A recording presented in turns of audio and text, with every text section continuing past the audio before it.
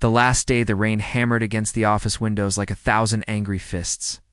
Jessica Morgan stared at the cardboard box on her desk, unable to process what had just happened. 20 minutes ago, she had been preparing for her presentation to the board. Now she was unemployed. Budget cuts, her manager had said, avoiding eye contact. Last in, first out. You understand? Jessica did not understand. She had worked 70-hour weeks, brought in 3 major clients, and sacrificed her personal life for this company. None of it mattered. The manila envelope containing 2 weeks of severance pay felt like an insult wrapped in corporate policy. Her hands trembled as she packed 5 years of her life into a box. The motivational quote she had taped to her monitor, coffee mug Rachel had given her for her birthday, the framed photo of her and David at his college graduation. Everything that had defined her professional identity now fit into a container small, enough to carry with one hand. The elevator ride down felt eternal. Jessica watched the numbers descend, each floor bringing her closer to an uncertain future. When the doors finally opened to the lobby, she stepped out into a world that suddenly felt hostile and unfamiliar.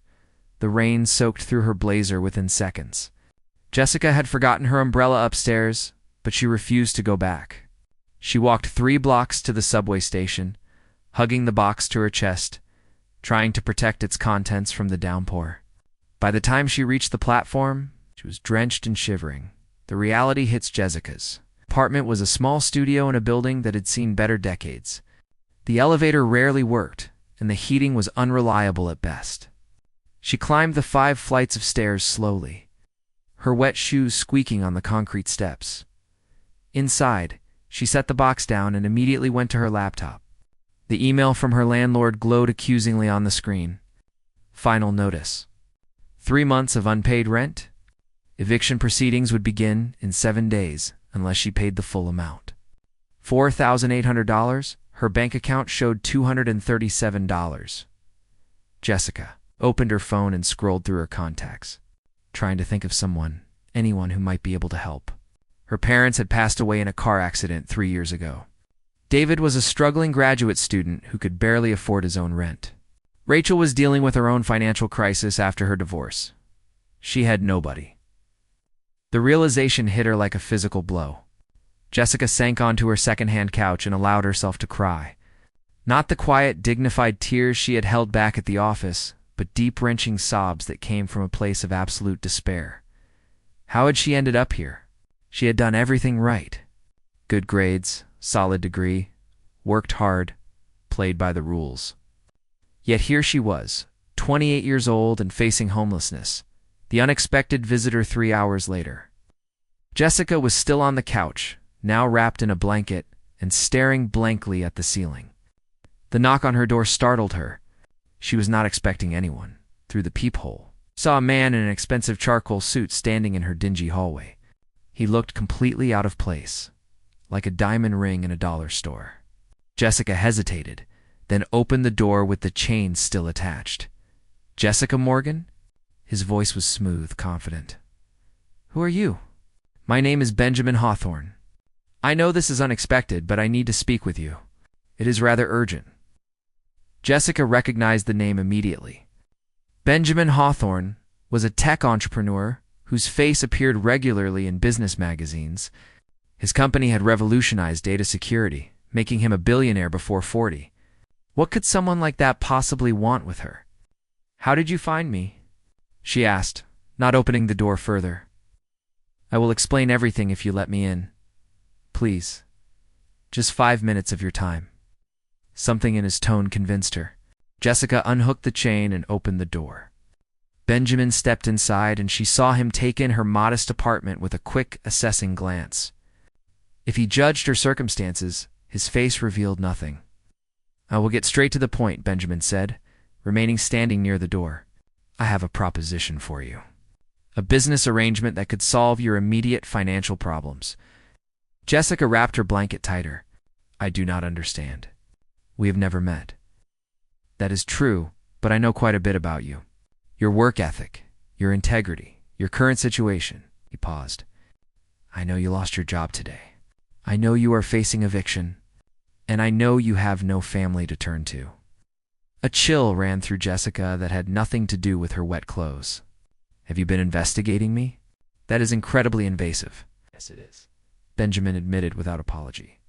But I needed to be certain you were the right person for what I have in mind, which is...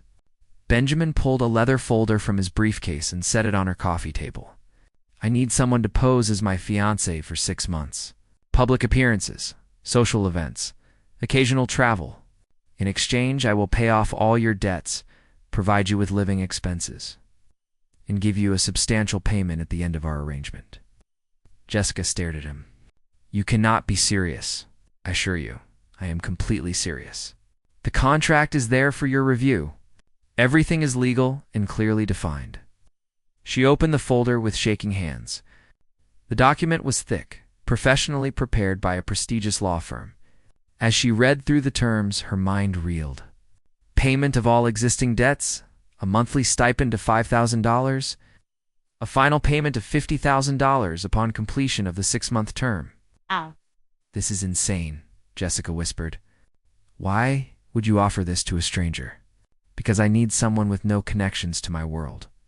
Someone who needs this opportunity enough to take it seriously, but who has enough integrity to honor the terms. I will not lie to you, Jessica. This arrangement benefits me significantly. My business partners and investors are concerned about my personal life. They see me as unstable, a risk.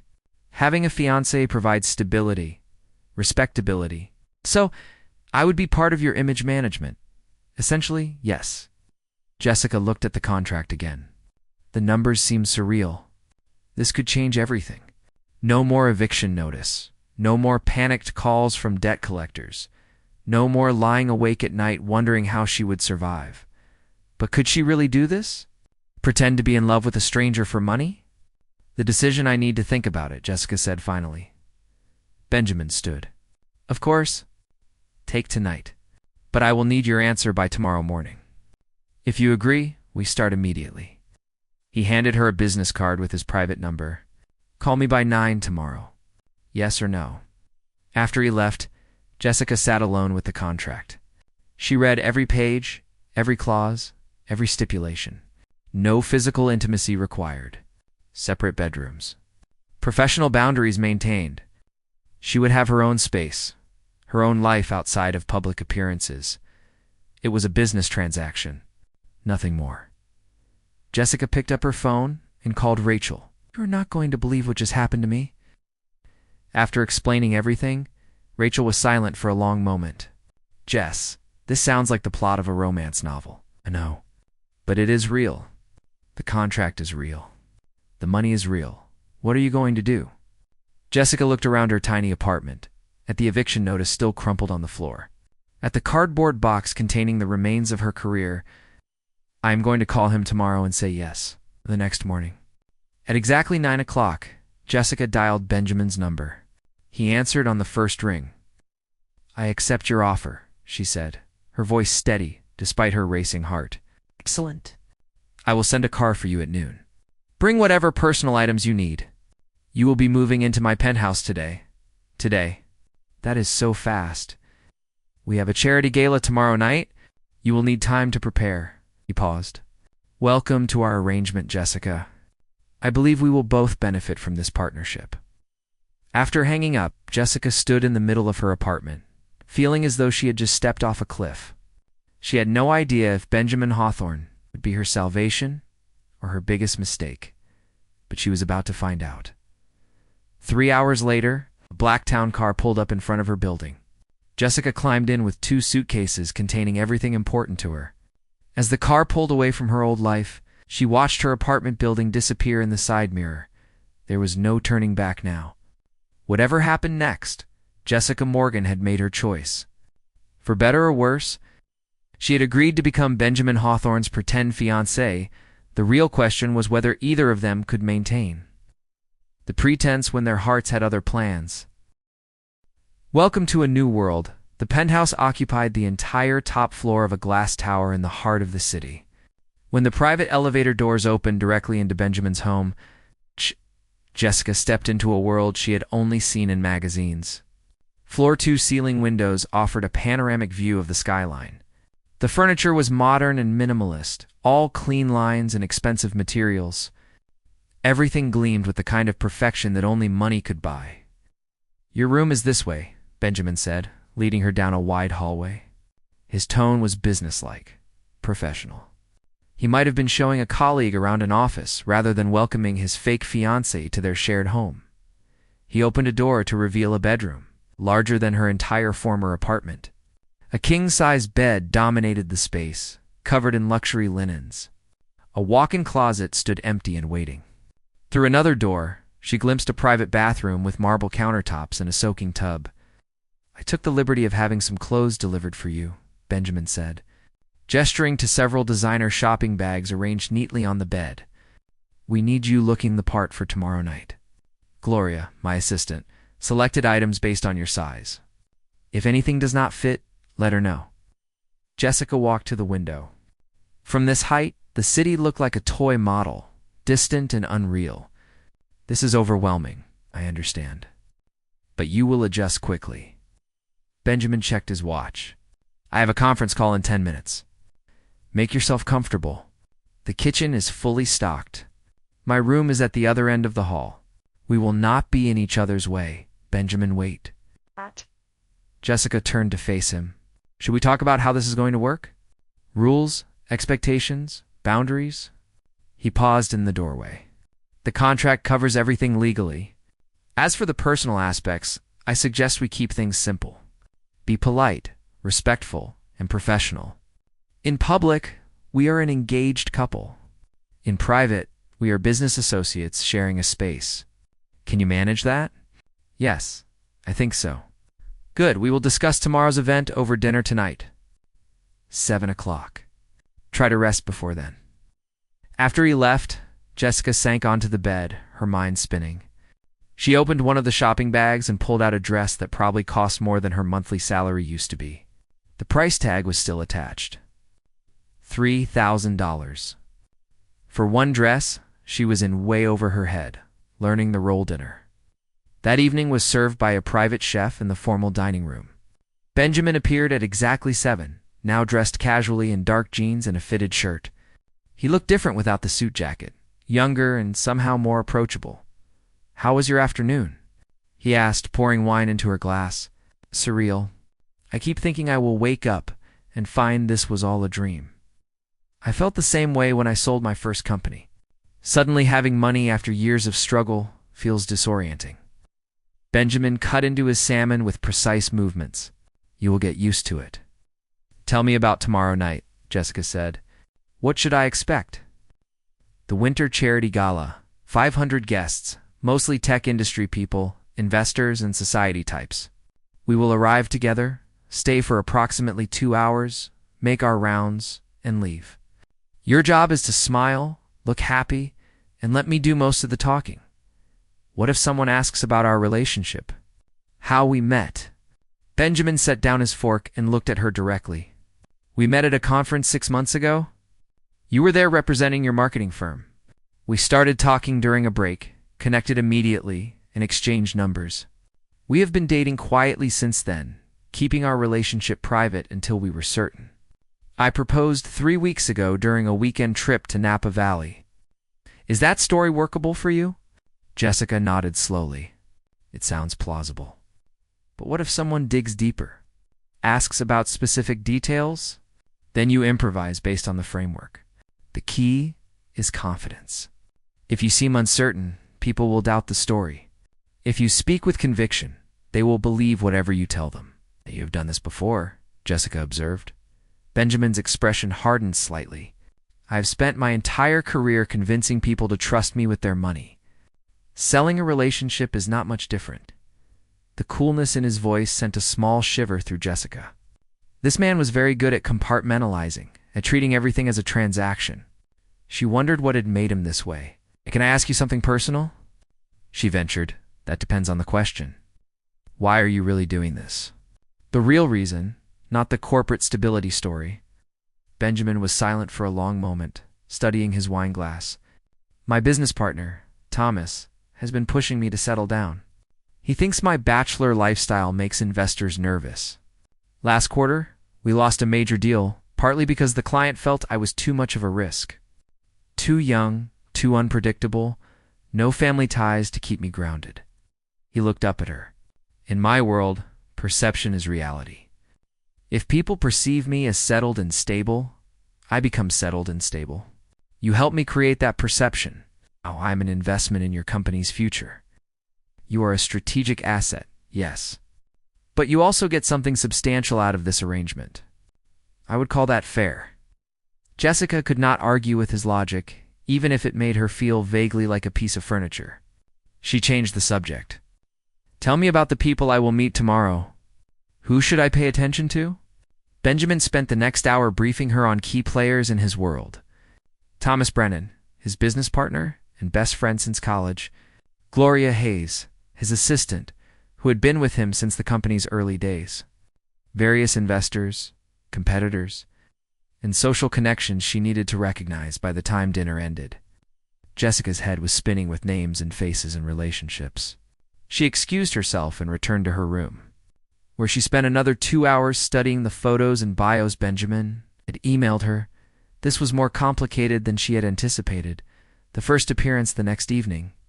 Jessica stood in front of her bedroom mirror, barely recognizing herself. The dress Gloria had chosen was a deep emerald green, elegant and sophisticated, without being overly flashy. Her hair had been styled by a professional who had appeared at the penthouse that afternoon. Makeup applied by an expert made her eyes look larger, her cheekbones more defined. She looked like someone who belonged in Benjamin Hawthorne's world. A knock on the door interrupted her thoughts. Benjamin entered, stopping when he saw her. For just a moment, something flickered across his face. Surprise, perhaps, or appreciation. Then the professional mask slid back into place. You look perfect, he said simply. Are you ready? As ready as I will ever be. In the car, Benjamin handed her a small velvet box. Jessica opened it to find an engagement ring that took her breath away. A large diamond, surrounded by smaller stones, set in platinum. It was the kind of ring that announced serious wealth and commitment. This is too much, she whispered. It is exactly enough. People will look at your hand. The ring needs to match the story. Benjamin took it from the box and slid it onto her finger. His touch was gentle but impersonal, like a jeweler fitting a customer. There now, we are officially engaged. The gala was held in a historic hotel ballroom that had been transformed into a winter wonderland. Ice sculptures glittered under crystal chandeliers. Servers in white gloves circulated with champagne and hors d'oeuvres. Everyone present radiated wealth and confidence. Benjamin placed his hand on the small of Jessica's back as they entered. A gesture that looked affectionate, but felt like a stage direction. Smile, he murmured. We are deeply in love. Jessica smiled and felt a dozen pairs of eyes turn toward them. She heard the whispers begin immediately. Benjamin Hawthorne had brought a date. Benjamin Hawthorne was engaged. Who was she? Where did she come from? Ignore them, Benjamin said quietly, steering her toward a group of men in tuxedos. Just follow my lead. The next 2 hours passed in a blur of introductions and small talk. Jessica met Thomas Brennan, a friendly man with an easy smile who seemed genuinely pleased to meet her. She shook hands with investors, made polite conversation with their wives, and answered carefully vague questions about her background.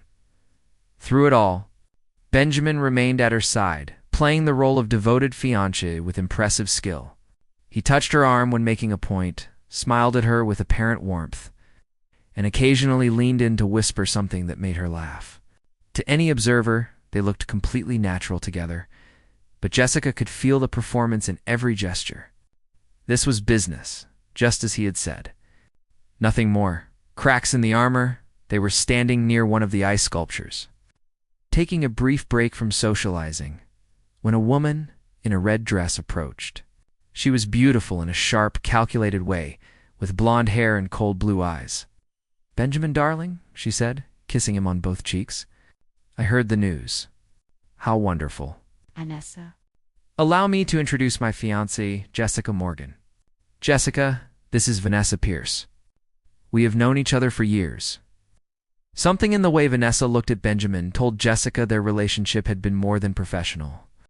The other woman's smile did not reach her eyes as she extended her hand. Charmed, I am sure. Tell me, Jessica, where exactly did you two meet? Benjamin has been so secretive about his personal life. At a tech conference 6 months ago, Jessica replied smoothly, falling back on their prepared story. I was there for work. Benjamin spilled coffee on my presentation materials, and we started talking while he helped me reprint everything. It was a detail she had added spontaneously, and she saw Benjamin's eyebrow raise slightly. But he recovered quickly, putting his arm around her waist.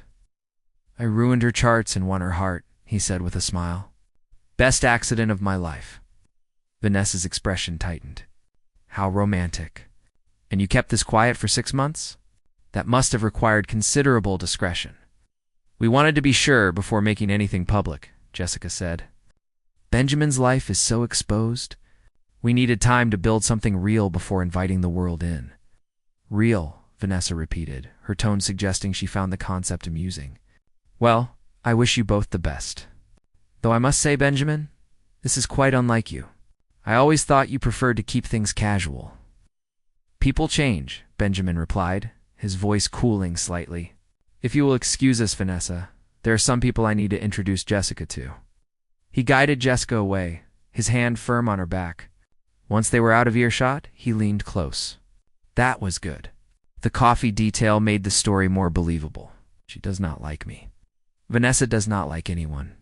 And we dated briefly 2 years ago, which complicates things. But you handled her well. Jessica glanced back to see Vanessa watching them, her expression calculating. A small knot of worry formed in her stomach. Something about that woman felt dangerous. The rest of the evening passed without incident. By the time they returned to the penthouse, Jessica was exhausted. The weight of the ring on her finger felt both strange and significant. You did well tonight, Benjamin said as they rode the elevator up. Very natural.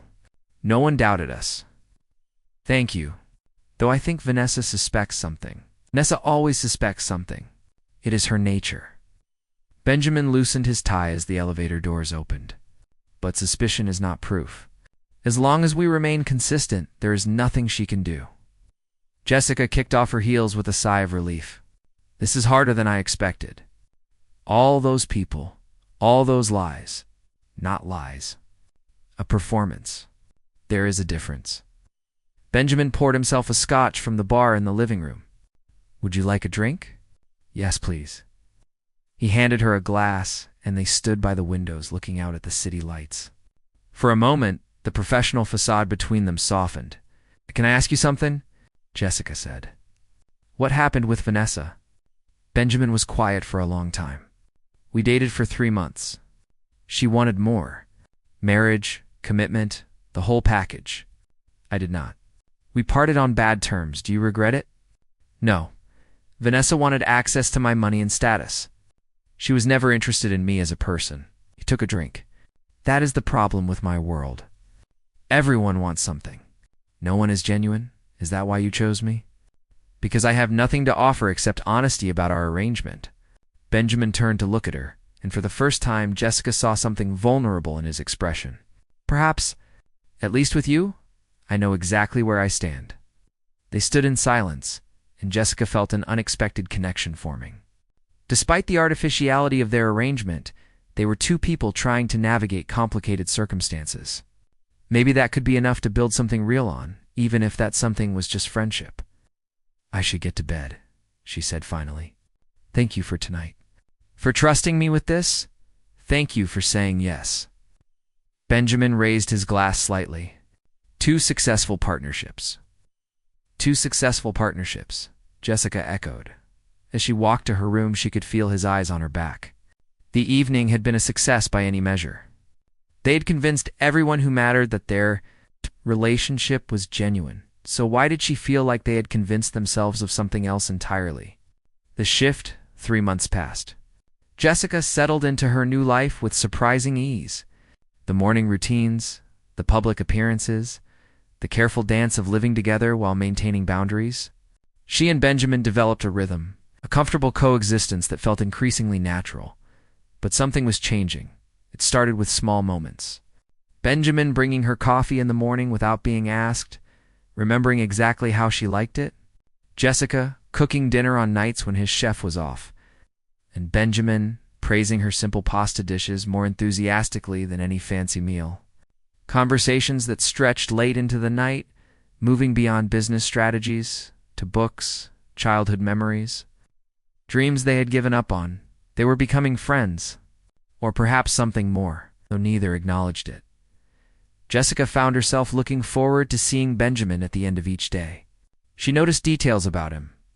The way he rubbed his temples when stressed. How his real smile, rare but genuine, transformed his entire face. The kindness he showed to his staff when he thought no one was watching. She was falling for him. And that was not part of the contract. One Thursday evening, Benjamin came home earlier than usual.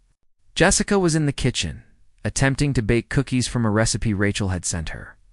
Flour dusted her shirt, and she had chocolate on her cheek. "What happened here?" Benjamin asked, surveying the disaster zone she had created. "I am trying to bake. It is not going well." Jessica laughed, pushing hair out of her face and leaving another streak of flour. "I think I might have confused salt and sugar." Benjamin walked over and wiped the chocolate from her cheek with his thumb. The gesture was casual, intimate, completely unlike their usual careful distance. They both froze, suddenly aware of how close they were standing. "Jessica," Benjamin said softly, his hand still near her face.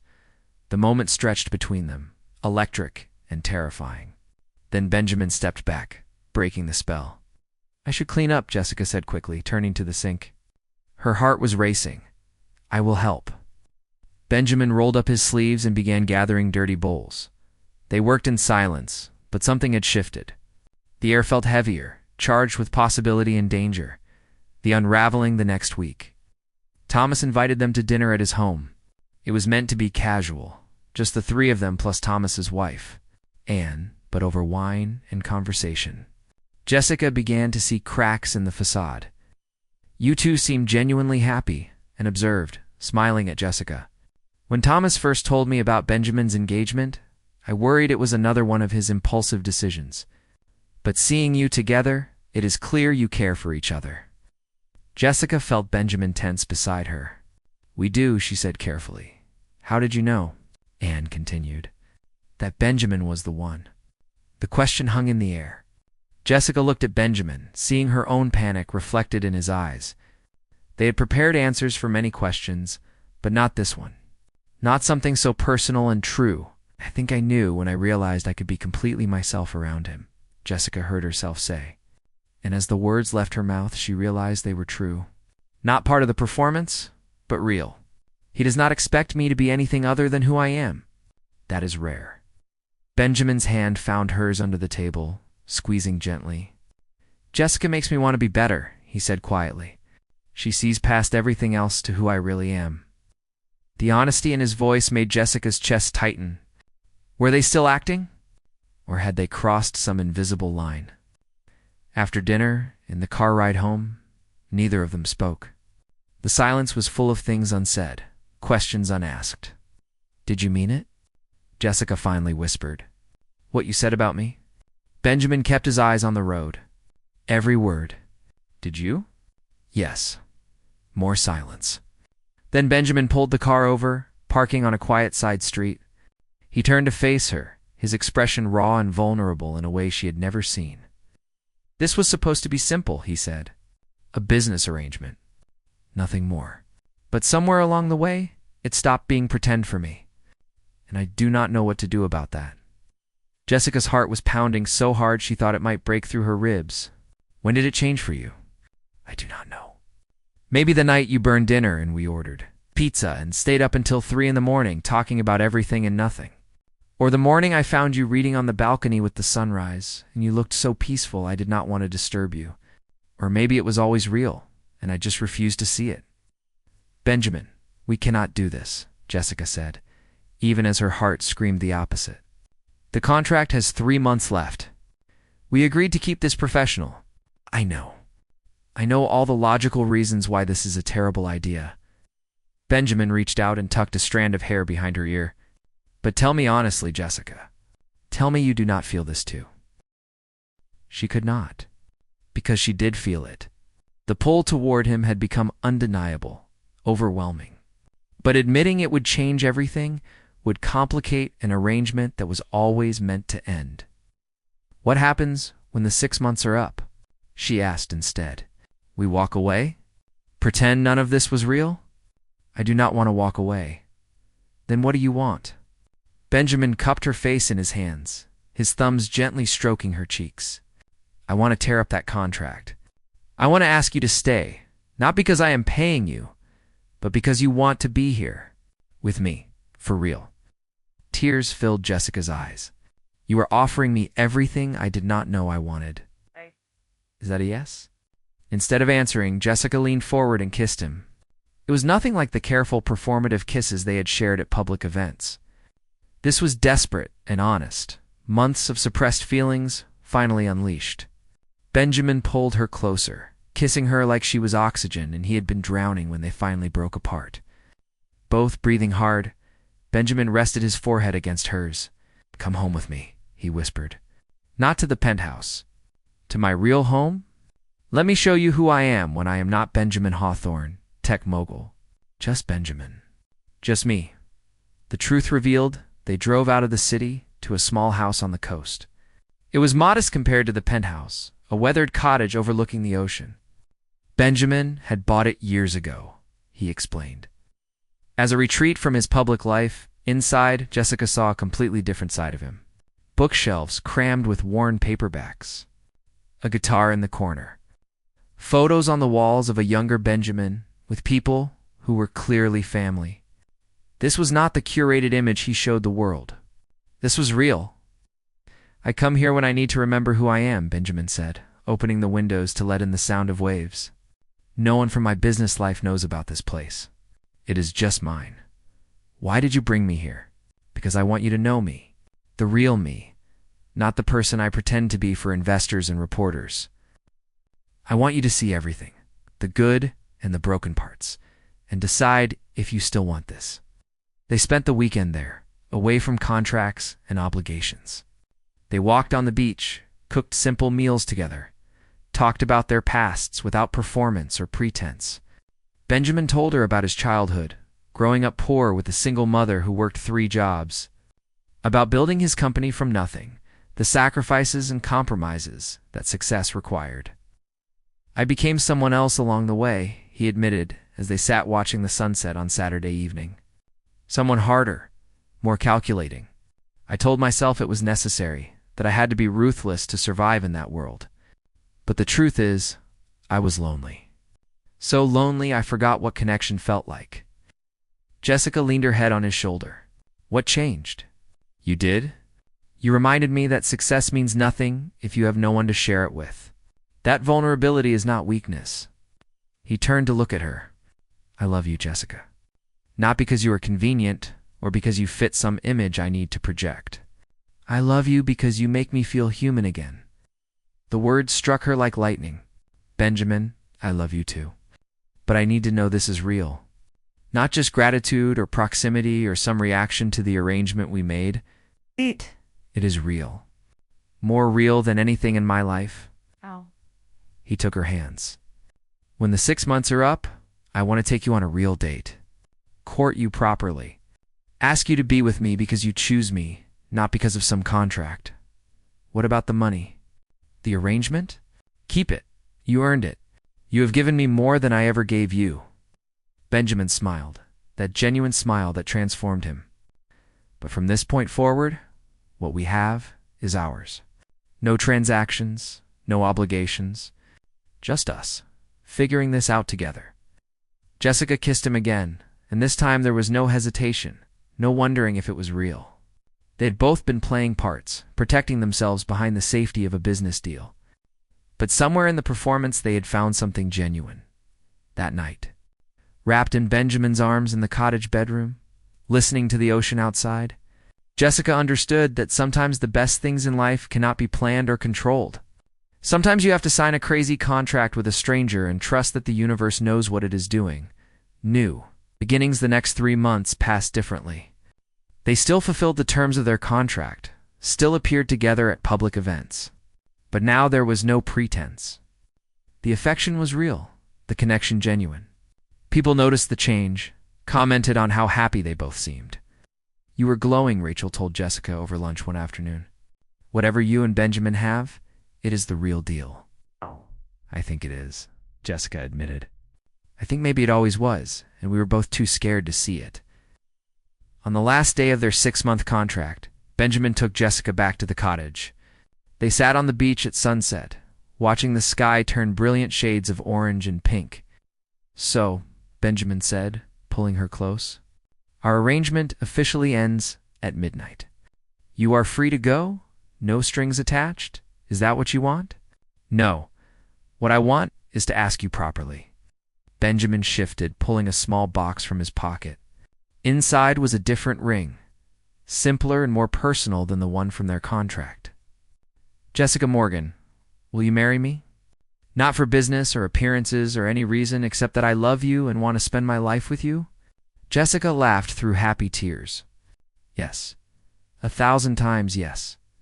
He slipped the ring on her finger, replacing the contractual symbol with something real.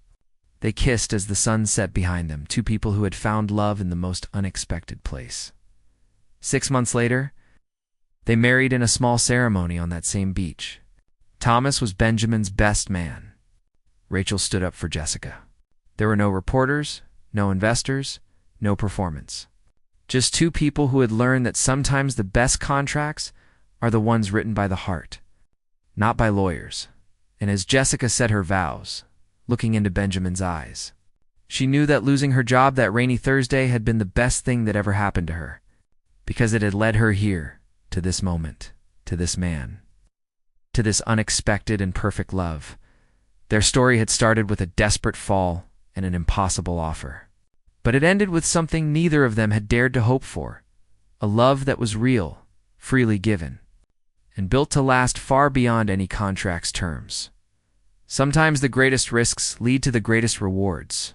Sometimes the person who saves you is the one you save in return. And sometimes, just sometimes, a business arrangement can become the love story of a lifetime.